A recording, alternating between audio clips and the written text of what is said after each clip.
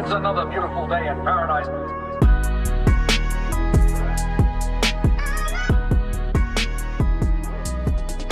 All right, bro. What's good, brother? Man, chilling. Thanks for pulling up, bro. Thanks for having me, man. Yeah, anytime. I just figured it'd be right because I did Sunny last week, and it went great. So I feel like people are really responding. So I thought, who else better than Reef to come through and like kind of put people on game and like tell people your story? Because to be honest, I think that a lot of people need to hear it and should hear it, and I think it can help a lot of people, including myself. And I was really interested to see where you started and how you got here. Yeah, man. Shout out to my boy Sonny, man. I was watching it the other day, and just hearing this story too. We've been working with him for a minute, Right. and just seeing him grow and like just hearing the story too. It's really dope. I like what you're doing. For sure. So I guess for the people, we can just start at the beginning, and for myself, honestly, to keep it real. So you grew up in Pennsylvania. Tell me about your parents. Tell me, just start me from the beginning. All right. Because I think our stories are a little more similar than you probably know. But Yeah, so I grew up in Pennsylvania, small town, Montgomery, and where I grew up, there wasn't really like a lot of like music going on. Super small town. I was actually, a lot of people don't know this about me, but I was adopted. So I just small town, grew up, and then kind of just I just once I joined the military, and I kind of just like stayed out in the world. Yeah, that's pretty much it. I doubt that. He's like now I just stunt. No, it's like in my head, it's like where do I start? Where do I start? Let me ask you this. So what was your childhood actually like? That's a better question. Being adopted and like. Yeah. So I grew up in a big family, Like there's there's 9 total. Wow. In my family. So Everybody adopted or just me and my closest brother in age. Okay. So we were adopted together. So we have always been together. And I did not know I got that. family in Philly, and then I got family in Montgomery, both in Pennsylvania. But I grew up with one of my blood brothers. So basically, we were the only 2 adopted at the time, and so I got 5 brothers and 1 sister. Wow. And then later on, my mom ended up adopting Robbie, and our family's kind of crazy. Our family reunions are insane. I'm sure. I was just home a month ago, and it was just wild. We had 100 and some people at the crib. Just a good time. So got you. So growing up like that, when did music kind of, become important to you in your life? I guess exposed to it, I guess technically would be the best. I guess so when I was younger, I remember this is the first memory that comes to mind. When I was 6 or 7, my brother and I, we used to make songs. We used to sing them in the backyard. And one day our mom came out, she caught us singing, and she loved the song. And she kept asking us, sing the song in front of the family, just sing the song. Of course, I was nervous, Then the whole family was there standing watching us, and then we sang. We had this song. We used to have this group called the Cool Boys. And we sang the song. The Cool Boys, huh? And they really cheered us on, and they said they loved it. And that was kind of my first, okay, yeah, this is cool. I like this, And I kind of after that, I kind of always stayed in a choir at school, and I sang at church. I kept dabbing in it, but I wasn't sure if that was something you could really do, because people, like I said before, people from my town, they didn't really do music, so I thought it was something you do, but something people in California or other people do, but it's just something that I love to do. I just love to sing, so that's just kind of where it was at the time. We got a little bit more serious when I went to Full Sail. That's kind of when it started getting a little bit more. Well, serious. before you go there, yeah, didn't you tell? I think I could be mistaken, but I think you told me one time that you were in a choir like an honors choir in school? You guys would Oh travel and stuff. yeah. So I was in this group called Virtuoso, and we used to perform like this is kind of crazy. Think about this. We used to do like what do you call musicals and stuff for our school, and then oh man, I'm having so many memories right now. And then in the Air Force, I auditioned for this group called Tops and Blue, and basically like I made the final 20. I sent a demo in, and actually this is actually kind of when I thought I could take music outside of what I was doing at school and stuff. Because I sent this audition tape in just randomly, just sent it in, and they called me back and they flew me out to Who flew you out? What's up? Who flew you out? Sorry. The Air Force. Really? Yeah, it was kind of crazy. You just like sparked a memory that I forgot about. So they flew me out there, and then we had to audition. We had to do like Michael Jackson. We had to do like dance parts and all kinds of crazy stuff to make it in this group. And I didn't make the group. Like we were waiting for the final results. It was like a month later, and I was tied with this guy. I didn't end up making the cut, but just the experience of like being with like the top applicants in the military, like in the Air Force, was pretty cool. Because these guys would travel around the world to different countries and different like kind of like war a zones and stuff. traveling group thing. Mm-hmm. Got you. And they perform everywhere, and it was really cool. You actually get paid to travel like that in the military, which was cool. I didn't think that was even a thing, but it was definitely a good experience. What you said you were in the military? What age did you go? Like, why did you not go to college? Like, did you go to college? Did you not go to college? And you went to the Air Force, or like, or you just like fuck it? I went to college for a year. Same. I went to college for a year, and it was good. It was a lot of partying and stuff, but like it was a lot of studying too. Like it was actually pretty tough. But the thing was, like, my brother was in the military. After he graduated, he was in the military, and then I got to watch him go. Like, he got to travel to Japan, and he was just like a rock star. He was just living his life, getting paid in the military. And I was like, I work in 2 jobs every summer. I was like, I was like, I didn't want to work 2 jobs every single summer to go to school because I was paying for school by myself. Oh, really? Yeah, so it was pretty tough.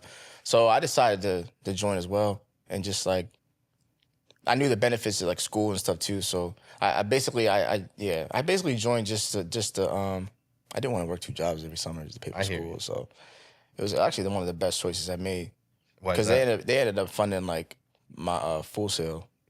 See, I know a lot of people who like when I went to the Conservatory of Recording Arts and Sciences in Arizona, and I was gonna go to Full Sail or there, but I know some people that just got out of the military and they were just going, like they just kept going to different schools because the military just keeps funding it and like giving them bread to go. And I'm like, this is super crazy. The GI Bill's crazy. So tell me about Full Sail then, I guess. So, all right, so that was kind of when music started getting more serious. So I remember just researching these schools.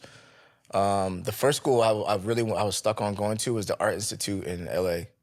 And I was set on going there, but no shade to the school. I just didn't feel right. It just felt rushed. It didn't feel like I did enough research on it.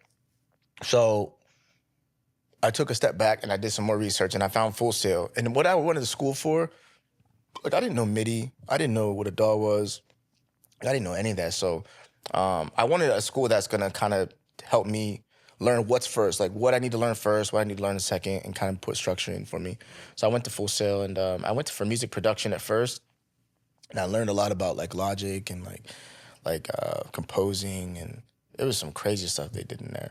Even like some film stuff, and like we would do sound for video games, and like they just taught us the wide, broad scope of what you can do with audio, and like different career paths you could take. But I knew I wanted to work at a studio.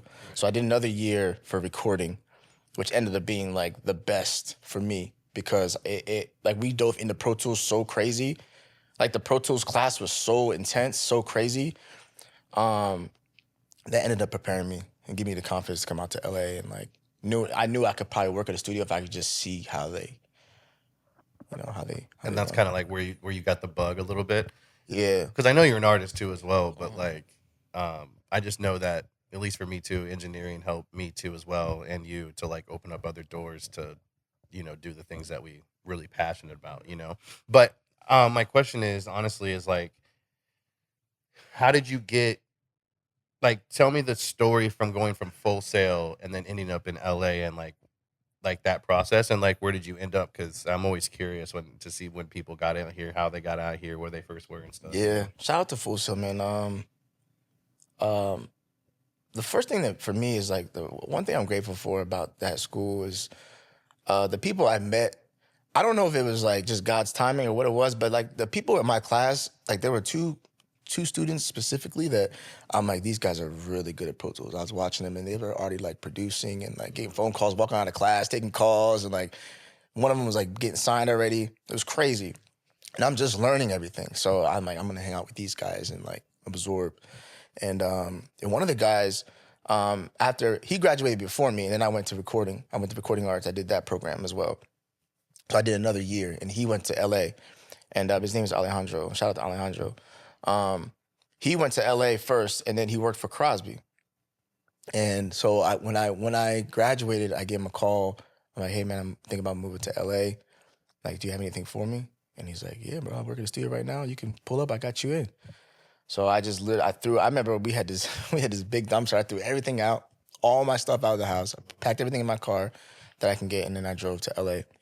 And then You drove to LA? I drove from Florida, from Orlando. Orlando, right? Yeah, That's where Full I Sail drove is. all the way here. That was crazy. Yeah, I drove all the way here, and then I started working for the studio. And like I don't even think it was like a month after I started working here, Young Thug pulled up. And then that's when the crazy stuff started happening. What, like, so after you graduated, what's like one thing that Full Sail couldn't prepare you for going into that situation, like that you're like, they didn't tell me this. You know what I mean? I remember the first time I watched Baines record Thug. I was sitting in the A room. I was intern, and I was just there to like just make sure everything was cool. If you need anything, you need any orders, anything like that. I'm just basically there to watch. Baines was so locked in with Thug that I had to just make sure everyone in the room was cool. So I would just sit there. Like I made it a point just to sit there and just watch. And I remember the first time I seen Baines, like he was on the keyboard, like going crazy. Like it was like he was hacking the mainframe. It was like he was going crazy on the keys. I was like, wait, what is he doing? He is the one. I thought we just had to hit 3. So, like, I remember being in classes in Full Sail in these studios, and like, we would name the pack. We would have the tape, and we would name all the different instruments and stuff, and then we would hit record, and we pretty much let it rock. But it's not like that at least in the rap industry. It's not like that at all. It's like it's bar for bar, punching in. I had never seen that before. So to me, it was like a whole new thing. And just watching Baines work and watching his workflow and watch how Thug worked, I got to kind of learn the pace a little bit. That's interesting.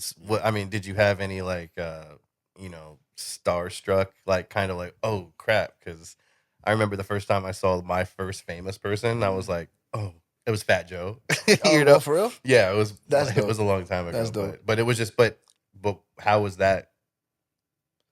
I know it gets weird. It gets weird. It gets you know weird. What I mean? It gets weird because it's like, it wasn't weird. Like no one ever made me feel weird. It was just like I was still new. I was still like intern. So it's like a fine line between like it's like a fine line between like just kind of trying to like what's the word I'm looking for? Like I wanted to like be a value there in other ways, but it's like I'm still new, so I'm just kind of like absorbing and kind of laying low. But I wasn't really starstruck like that. I don't think. It was more like family vibes over there. But it wasn't something like I wouldn't just go up to Thug and be like, "Oh, what's up, bro?" Like, you know what I mean? But it was cool. It was always family. It was always family over there. And but yeah, there's a lot of stuff. Yeah, just give me a lot of memories. I mean, okay, so when I was interning, I have plenty of horror stories.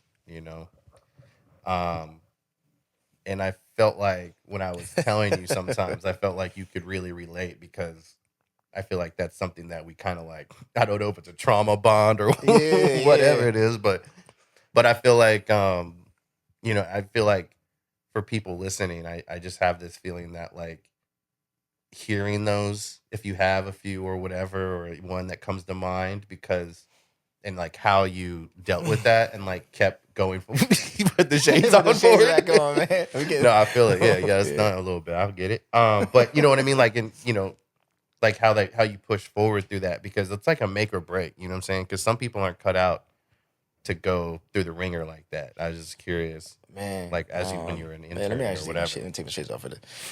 It's like, man, like put in perspective. When I first started working there, I didn't have a name for like, at least around the artists. I didn't have a name for like probably like 6 months. I was just, hey, Drez. You know what I mean? So You know what I mean? But and then it was like Reef. You know what I mean? So it was like it just took a little while for the guys to like really trust me being around. But yeah, man, I was doing runs, and that kind of hurts your pride a little bit, you know. These guys are making some of the best music of their lives, and I know I'm an artist, I know I'm a writer, and I want to help and I want to contribute, but you know, I also have a job to do. So it's just like a fine line of. And I'm trying to think of some horror stories. I know we talked about. I mean, I got A some few. crazy ones, but I'm gonna save those for when I gotta pop my shit or whatever. But I mean, I know you have something in your mind, right? You didn't tell me for sure. I mean, look, okay. So when I started engineering, I mean, maybe you don't, but I do. I definitely do. I remember when I first started engineering, I was so nervous. Like I like honestly, like even like the night before, I would like because it was like so much going on, and I was pretty new. And I remember the first time I got kicked out of a session. I got in there, and I think one of the speaker wires was unplugged. Like there was stuff going wrong with the session. I couldn't get the mic going, and then like we finally got the mic going. I'm over here sweating. Like there's a lot of people in the room. There's smoke everywhere. It's just crazy. And I'm just trying to like, just basically like, I'm just trying to do a good job and get this session going. And I finally get the session going, and the session crashes and stuff, and the girls were laughing in the background. Other people are like, Reef, you don't know what you're doing, man. And then I turn around and say a couple words because I started getting hot. They're like, oh, go ahead, Reef. You need to take a break. So I think that was a big changing point for me because I got kicked out the session. I had to go cool off. And because there's a lot of stuff going on. Of course, it doesn't feel good getting laughed at in a session, but it was good for me because I had to learn to be better prepared in a session. And that's one of the things I tell people now. It's like, go to the session a little bit early and get comfortable. Like go through that. This is why I do it now. I go early and I go through my whole signal flow. I make sure everything's working. I make sure the speakers are working. I play stuff back. I record. I listen in my headphones because you never know what could go wrong. And yeah, man. I didn't record for like two weeks after that, and then I finally came back. I locked in, worked on my template. I took a song and I mixed it until I thought it was almost perfect, as good as I can get it. Then I came back, and after that, it was cool. Work got around, I could record, but definitely didn't feel good at the time. But so you went from getting kicked out the studio to working with some of the biggest people in the industry. Yeah. You want to bless the people? Yeah, so I started recording Strick. He was in YSL, and then T-Shine. And then I ended up recording Keed. And, rest in peace, Keed. I remember the first time I met Keed, and the energy, like he was a good dude. Yeah, I got to record Keed. That was a really good session for me. That was like my first like, okay, it's getting more serious for me. And then I ended up recording Gunna one night. We did like 2 songs together. That was really cool. And then it just pretty much grew from there. Just word of mouth. It pretty much grew from there. And then Baines and shout out Baines. Shout out Baines, man. Baines showed so much love to me, and like put me in the sessions that, for me, like when you get those calls at 2 a.m, it's kind of scary. Your heart sinks. He's like, yo, you free for session? You just wonder who it is. And, he gave me that Cardi B session. and it's just like just crazy. Tell me about Definitely that shout out to session. Baines. So Like, who was so there? Like, what basically happened? Like, her engineer Evan, he was out of town, and they needed someone to record a Crosby. Cardi B was, I think she was just finishing her album, but she had a single that she wanted to put out. I had to recut it, so I had to open someone else's session, and then I had to like kind of go through it. And then I remember it was crazy. I remember Offset pulled up, Cardi B was there, so now Offset's there. so Offset's there, and I had recorded. And I'm skipping around a lot right now, but I had recorded Offset before, so he kind of knew. It was cool, good energy. But in the beginning, like it's always tough when you have like when there's already a song recorded and they want to re-record it because you got to beat the vocals. Right. So I remember we got the mic set up. She's recording, and she didn't like it. She's like, I don't like this. Like, I don't like how it sounds. I was starting to get nervous. I was like, oh no, because Baines is sitting in the other room. He's like mixing something. So he's sitting in the other room. I'm actually gonna call Baines any second. So they end up getting some food. I had like maybe 30, 45 minutes to kind of get it right. So we got through the recording. I sat down, put my headphones on, just went to work. I just comped the best I could comp. I comped everything. I made sure everything was perfect. And I got a chance to like sit down and like mix it. And then I played it back for her, and she loved it.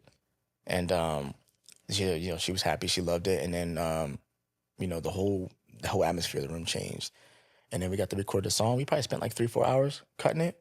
And then we comped it all. And then she trusted me to do it. And it was big for me because it was one of those moments where like, I mean, bro, you gotta understand. This is Cardi B. this is like Cardi B, when she. man. This isn't like before she. This is when she's now Cardi B. Like, this is a Yeah. big deal, bro. I remember you telling me about it, and I was like, "You're like, yeah, I just recorded Cardi B," and I'm like, You know what's I'm crazy? like, bro, who It's are like, you? even talking about it now, it's like when you're in those moments, all you're thinking about is just like, I just want to do the best I can. You're not even really realizing what's really going on. Right. There's so much going on.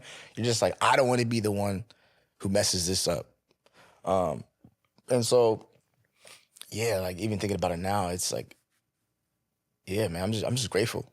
I'm just grateful, and that was a big session for me because it like no session's ever perfect, and you gotta I just took everything I learned and just kind of made it work. And communication, all that stuff goes into play.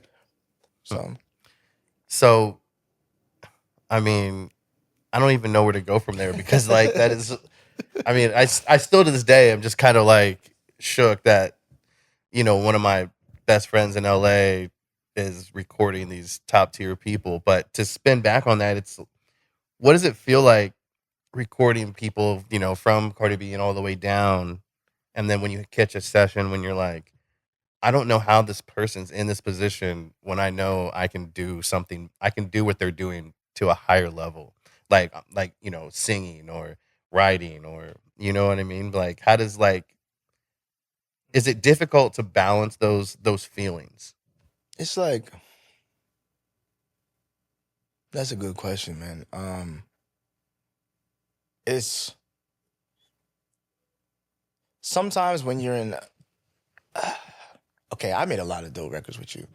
We made a lot of dope records together, and sometimes, as an engineer, I feel like an engineer opened the door for me. It allowed me to get the connections I've made. It's allowed me to meet you. Allowed me to meet Baines, everyone, people who've put me in the in the position, with working with like dope artists and like A-list artists.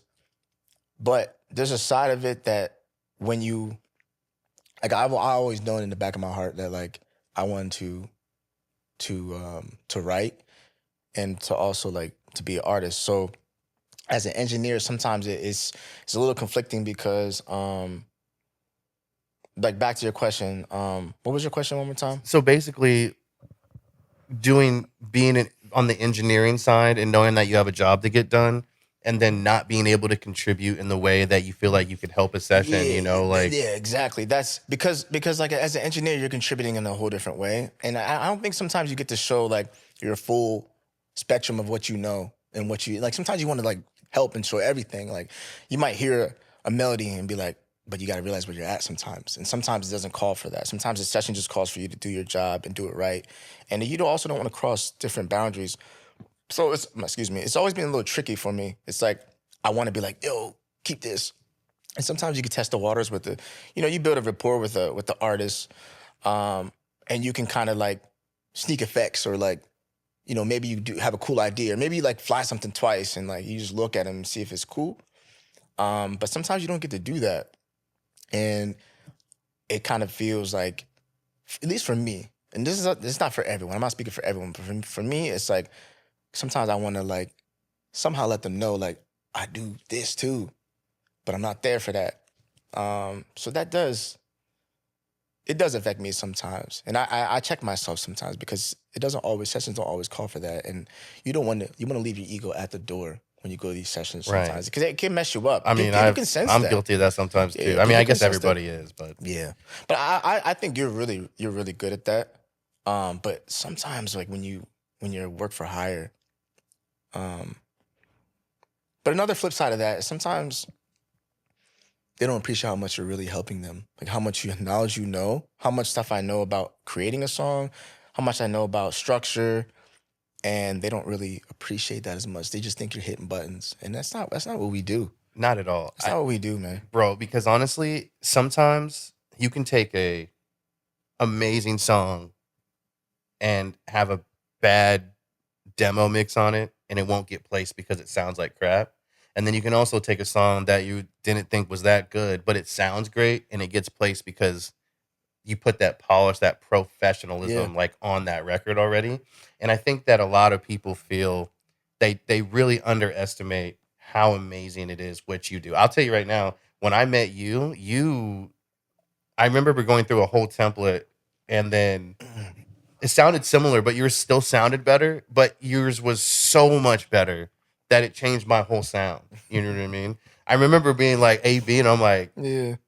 how did you do this with like 4 plugins? You know what I mean? Like that's like, but Shout out to Baines Academy, man. yeah, the Baines Academy. Shout out. Man, like even when we first met, it was like, yeah, your shit already sounded fire. It sounded fine, but we just dialed it in. But it's like what you say, it's like all your experience into that one session, and sometimes it doesn't get appreciated like you want it to be, and that does like kind of conflict me a little bit.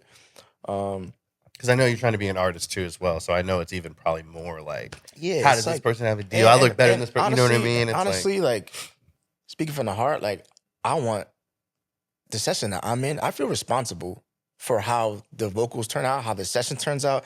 It gives me like there's like a joy I have in engineering with like making someone sound better than they thought they could sound. Like there's like it's like a different battle every time. It's like a different puzzle every time. And I'm literally like thinking a million things. I'm like, should I add more reverb? Should I do this? Should I take the delay off? Should I add like a different effect? Maybe slap delay? Like I'm doing different things to set the vibe from the first thing I hear them do to the way the beat is, and like, and sometimes you just want them to like, and people do, I feel like further in my career, I'm meeting people now that do appreciate that a little bit more, and you build better connection with that, and you make better music too. 100%. Yeah. What would you tell? So, not Baby Reef, but young Reef, but Yeah. young Reef coming in the studio. Young Reef. As a young Reef's kind of tight, but a young Reef coming in the studio, and he's an intern, and there's probably people out there that might be sitting in that same position or trying to get to the level you're at. What would be some advice you would tell the younger self, like to help them be in a better position than you are now current? Like it's like you could go back and be like, yo, if you do this, this, and this, and this, you'll be bigger than me even, you know what I mean? Because I'm interested too myself, you know what I mean? Like, Yeah, it's, maybe I'll take off and run with it. The crazy thing about this industry is sometimes you don't, even though I'm super grateful for a lot of the things I've been a part of, and we'll get into that too. But I obviously haven't reached to where I want to be at yet. I feel like I'm just starting a new chapter right now. Bro, you're like in the top 0.01% of people who've done anything close to like this. You know what I mean? I am proud. I did what's the thing you do when you look at your discography. You can see all the streams you've Oh, been I a forget what part that of. thing's called, but you have like what I was 130 super billion surprised. something. 430 million. How much? 430 million. 430 And I usually don't like million to talk like this streams. because, like, Oh, you have almost a half a billion streams, bro, from the stuff yeah, from your I usually don't engineering like to work. talk like this because it's, you know, we're working with a lot of dope people, and sometimes, and this is something I would tell people. It's like you gotta. That's why it's so good for me to go home sometimes, and like because I'll be talking to someone and I'll be saying this stuff. They'll be like, "What, bro? Are you serious? Like you're crazy right now." And like I remember one time I was sitting at the table and I was having some drinks with some friends, and they were asking me like, if there's anything I've been working on recently that they know about. And, you know, of course, I told them about the thug stuff. And then I started talking about Offset. And, like, I'm like, yeah, there's a song I did, Say My Grace. And, like, the one with Travis Scott? I'm like, yeah. And they freaked out. And it just reminds me, like, it's like, when you're around the people that we're around, sometimes it's like, you just want to be, you want more. You want to be even further, you know what I mean? And so sometimes it's just good to take a step back and like just be grateful for how far you've come. Because if I looked at me when I was in Full Sail, I always knew I always had a feeling that I can go far in it, but I just didn't know. Like, it's just so surreal to sit beside an artist you listen to on Spotify and he's right there in the room and you're recording him. It's so crazy. Like, it's such a crazy feeling. It's like, I really am working hard. Like, I really am putting in the work, and it's like, it's cool to see that, the blessings come back, to see your work, like, what's the word I'm looking for? To see the work, like, To get the fruits of your labor, basically. Exactly. I mean, what's even more crazy is like, I forget what I was gonna say now, but to add on to what you were saying, like, bro, once you hit 500 million streams, bro, that plaque is like insane, bro. Like, I don't think you understand, like, top 2%. yeah, bro. Like, it's kind of crazy. It's kind of crazy. You're doing things that sometimes I don't think you give yourself enough credit for. Yeah. You know what I mean? And I know you're like, pop your shit. It's like, and I know people try to like talk down on, like, bro, people, like, I'm a songwriter, you're a songwriter, you're an artist, you know, I'm a producer, you're a producer, and like we also engineer, but we did that because nobody else wasn't gonna do it for us. You know what I mean? We weren't paying $500 day rates for people to come like, what does that do? That does nothing for us, you know? Yeah. But when people start to not appreciate like, it's almost like you gotta dial it back. You know what I mean? Yeah. Like, because Yeah. it's like, I mean, because it's like, who deserves, like, what kind of artist really deserves you to do what you do? Like, you did it for me, and I can forever grateful. Mm. You know what I mean? You tried to toss me a fucking, what's homeboy? Central C? Yeah, Essential C Yeah. session. I was like, That boy, you busy though. yeah, I was in another session, but I was like, should I leave this session and go to this? And someone else was like, you're an idiot. But I was like, but that's just a shout out to like Reef, and to show like what Reef tossing me huge sessions, and I'm like, I mean, I think, bro, honestly, bro, I think you we lit all look kinda, out for bro. each other, man. Like, I'm gonna shout out. I gotta make sure I shout out JP. I gotta make sure I shout out Beans. Like TZO. Like TZO for sure. Like you meet good guys along the way, and like they help you. They see you work hard and they help you. And I've had a lot of help. You've helped me. We put each other in different positions. You're just constantly growing. But I forgot what I was gonna say about this. No, it's cool. We can move on. But I just think it's really cool. Listen, I kind of made this platform. I don't think I really said it in the first one, but I really made this platform for people like you, your JPs, your TZOs, I mean, Baines and TZO are pretty lit, but still a lot of people don't know their story like that. You know what I mean? They're like not a household name per se. If, you know, we know because it's like inside baseball, but like there's so many amazing people like yourself that we know, that we work with really closely, that I want to give a platform, because I don't think people really understand, like, we're like, I just remember one time somebody got mad at you when we were at a session one time, and Somebody got mad at me? but they're being disrespectful, not mad. They're being disrespectful because technical difficulties for whatever reason. And it's like I just feel like people need to put more respect on your name, even me sometimes, you know what I mean?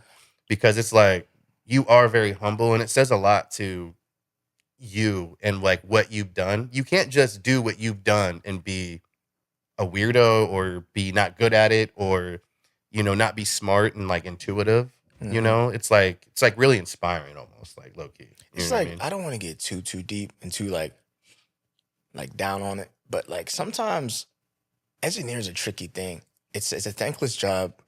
Um, people talk crazy. People talk crazy to you, and I feel like it's um, I don't want it to be shade, but it's like I feel like in the rap industry, especially, it's the culture. Like you get talked to crazy, um, and not by everyone, but it's kind of like more normalized. And I think it's getting better than it was before, but you also have to have like strong mental and like communication skills as well because people talk to you wild, and sometimes you got to hold your tongue. Sometimes it's not worth it, um, and like I work with rappers for like 5 years, and just like I remember just feeling like I'd be in sessions sometimes I wouldn't say a word. Like I would just be locked in. I wouldn't say hardly anything. And someone would be like, yo, I remember somebody was like, yo, what do you think about that? And I'd start talking, I'd be like, I'd be like, I need some water. Like I had to You talk talked for like 5 bro. It was hours. crazy. And I was like, damn, like, oh, you're asking me what I think? And it was like kind of crazy, like how my brain just switches. And so I've been working on that because I've been working with more R&B artists now. And I remember the first time I was in an R&B session and someone was like, hey, Reef, are you hungry? And I almost shed a tear. I was like, oh my God, you asking me? Yo. Like, am I hungry? Like, yes. Like, it was crazy. And like, it's the culture shift was insane. But honestly, I always love recording rappers because it's just certain me that just like my brain just shifts. And like, that's one thing I shout out to you for. Like, you're really good at is you'll vocal produce, but you'll be engineering at the same time. And like for me, it's like I've been working on that. I've been working on, and I've been getting better. And I learned a lot from you, actually, to be honest with you. But I've been working on like switching my brain because my brain does a switch when I'm engineering. I get in super engineer mode. I'm thinking about sonics. I'm thinking about such other things, signal. I'm thinking about what my next move is to make sure it's smooth.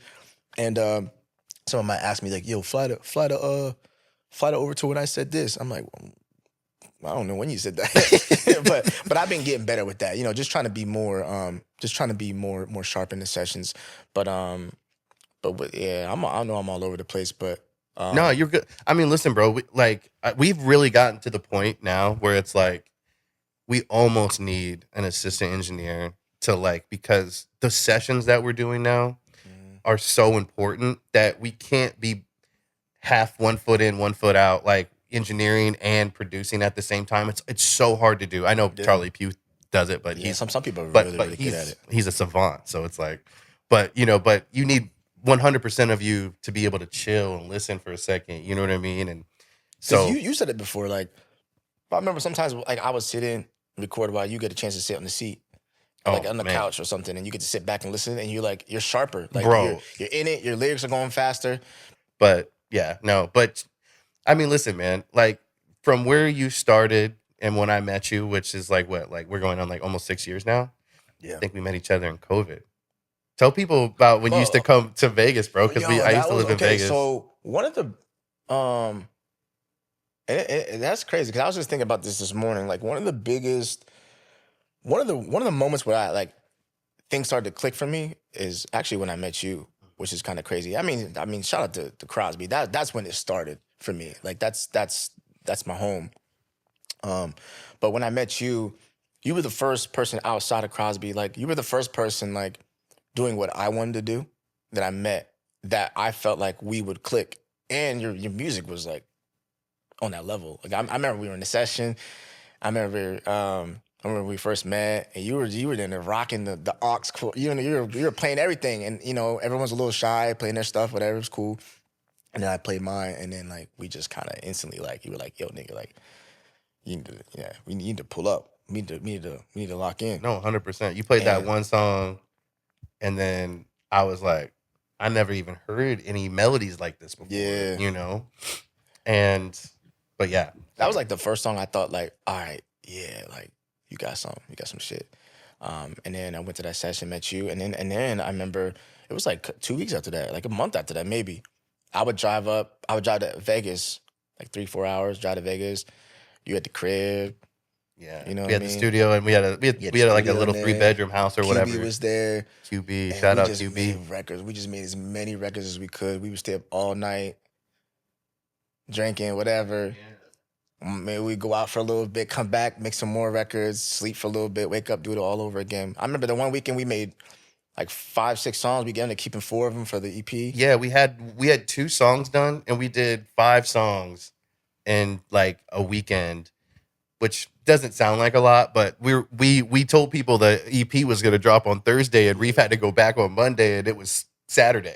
You know what I mean? I mean, we're making songs so we way finished faster. the whole EP. Yeah, and, that was big for us though, and we put a lot of work into that. Like we really two did. verses every song, like stacks. Like we weren't messing around. We're not just like doing like hook verse with a couple little ad-libs. We were doing full things, and yeah, that we're faster now, but we were making we were in it.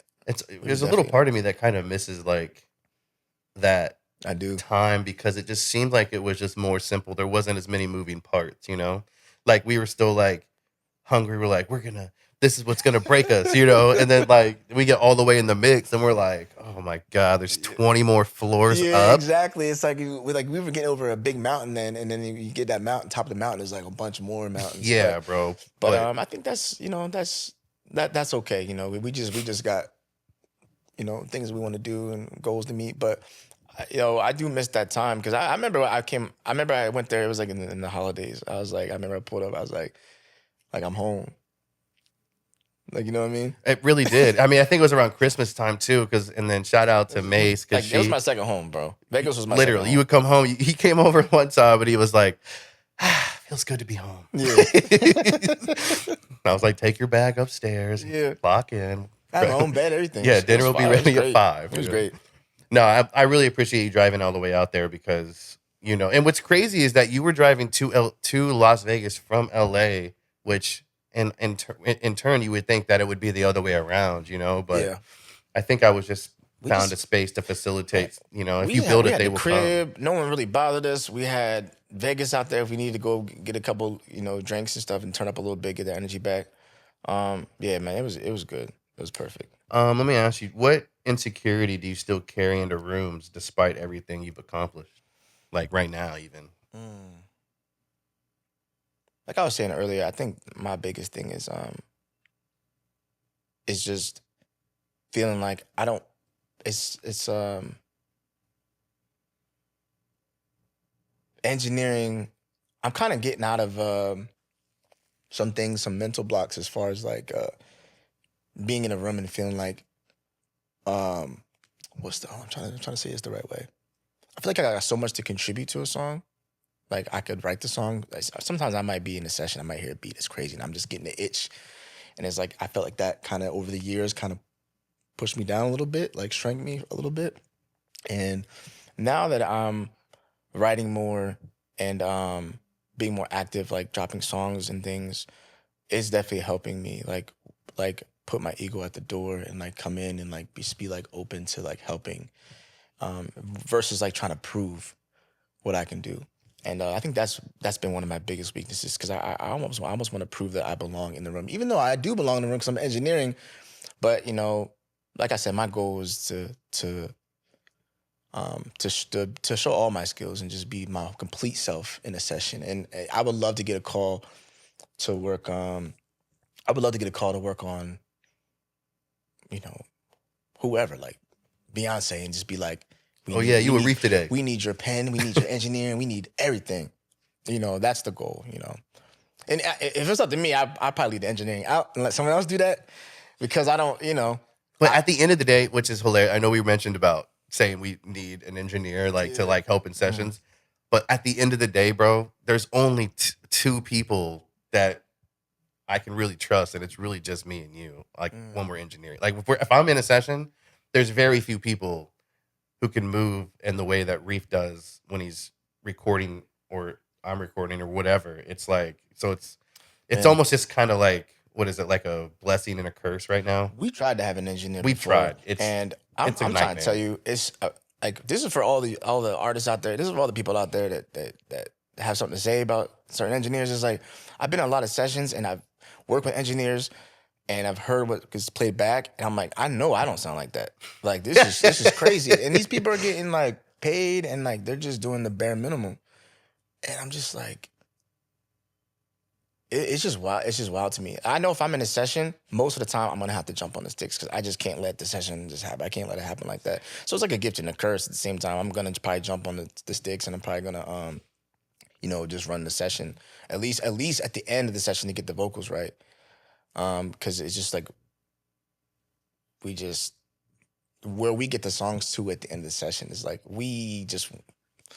That's what I love working with you, is because we take turns, and it's like you'll do the top lines and I'll just do all the stacks and harmonies and ad libs, and because it just gives us a break, which that's what your assistant's for. You should probably get an assistant engineer, really, to be honest. Someday. I think it's probably going to be, if I get an assistant, I know I made it. All right. Anybody out there that wants to be Reef's assistant that's in LA that wants to learn from the big dog, you know what I'm saying? Yeah. What was I gonna say? Yeah. Like, I don't think people understand. Like, and I know the same thing for you. I never intended on engineering this long. I never intended on it. It just kind of like, especially during COVID. I remember I was in. This is when a lot of things happened during COVID. Like the Rico case, everything like that happened with YSL, and it changed my life. It's crazy watching something like that happening on the news, and it changes your life. I had to pivot from there. I had to all my work was so steady. Like I'll backtrack during COVID. I was recording these two artists from YSL, and actually it was like three kind of. And I was at this house in Malibu, and I would record like 18 hours a day. We had the same mic you got. What was the mic? What's that mic? The Manly. We had the Manly reference mic. We had the Neve, the 1073. We had the CL1B, beautiful setup. Then we had the big ass KRKs, the big 10s. We had in this room, and it was right by my face, so we blasted. It was crazy. It was actually good vibes, but it was definitely loud. And I remember in a year,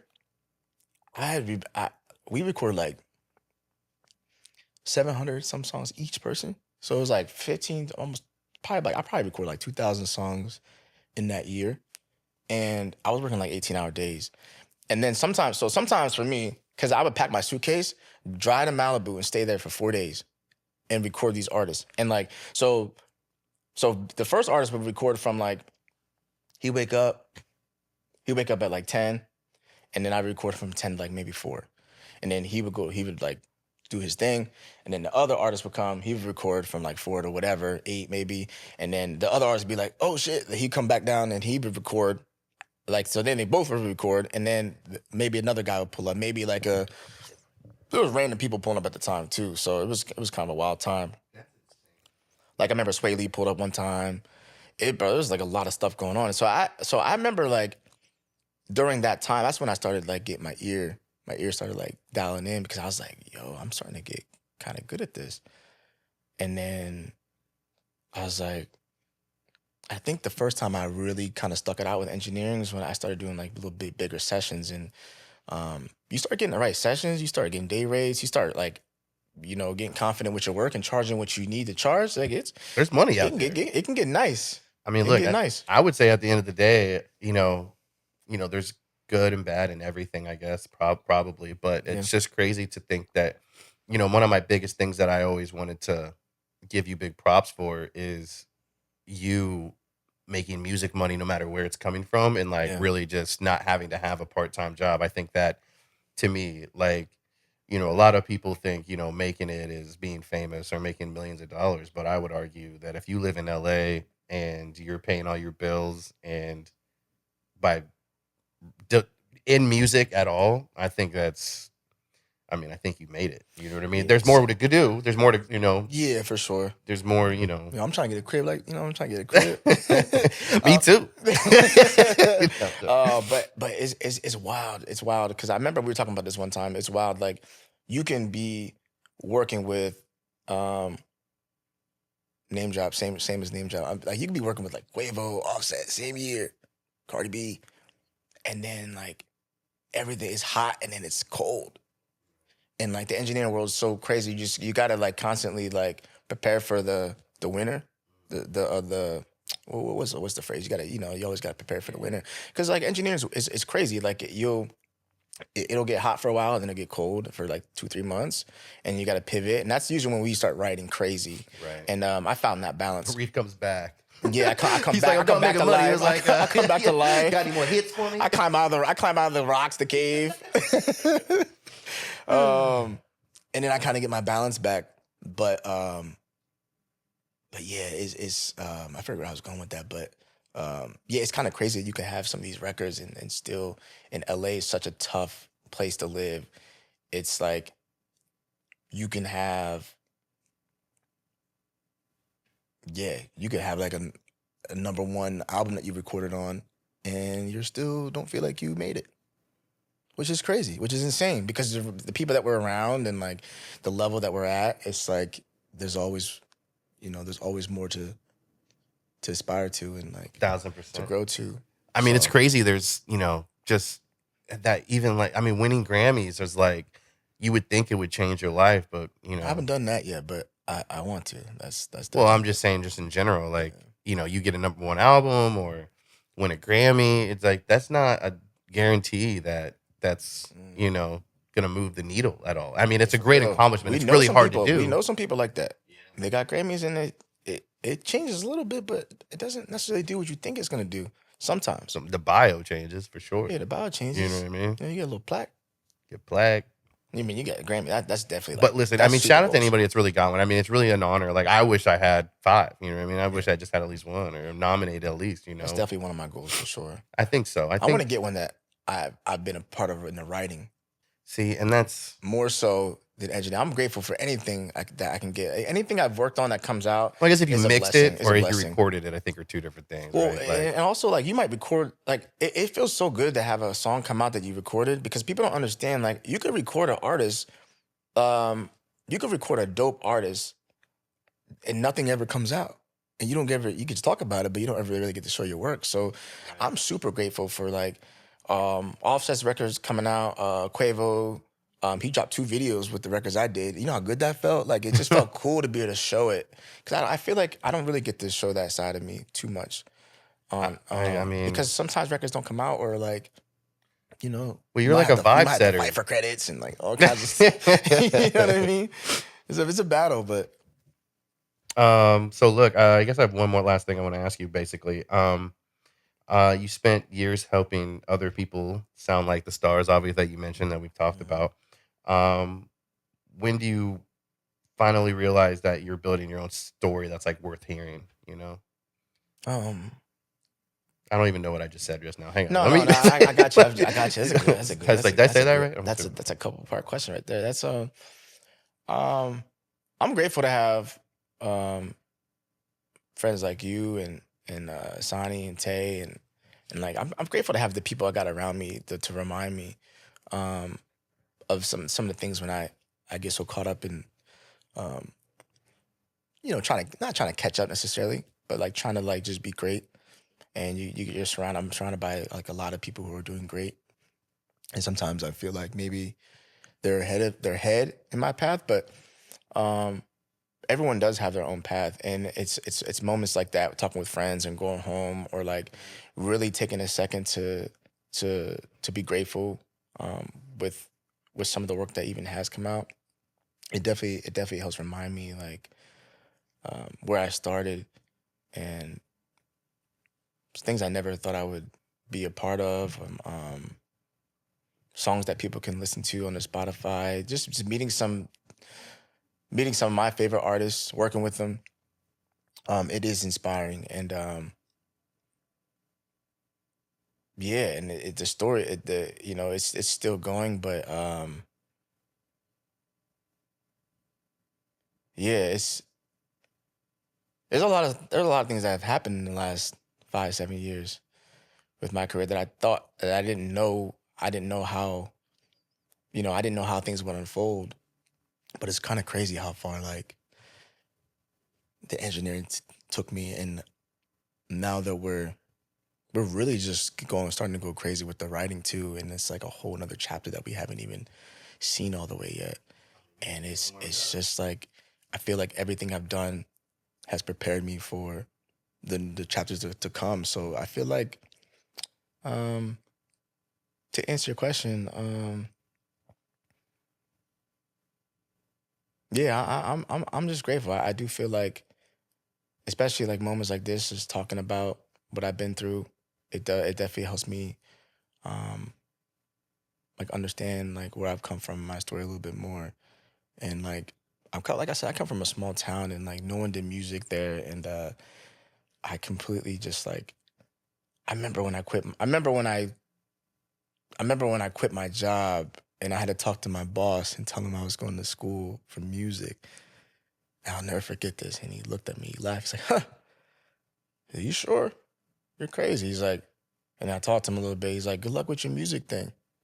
And I'll never forget that, because it's like, good luck with your music thing. It was so condescending, but I come a long way. And then you get a message from like 3 years later, like, "Yo, like, congratulations, I'm so proud of you."